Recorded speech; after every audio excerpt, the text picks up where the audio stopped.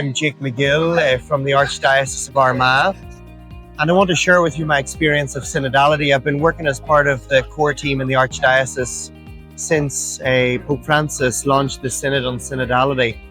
And one of the standout experiences of synodality has been a very positive one. We were having a listening session with young people, and the conversation began with young people talking about changes that needed to happen outside of themselves. Priest needs to do this, the church needs to do this, the Pope should be doing this, the bishop has to do this. But by the end of the conversation, they came to the realization that actually the change needs to start here. It's this internal and inner conversion, this inner life, the interior castle where we meet this spiritual, where the spiritual marriage, where our relationship with Jesus is formed, as Teresa of Avila would have talked about. So it's that mystical element that emerged from that conversation with young people.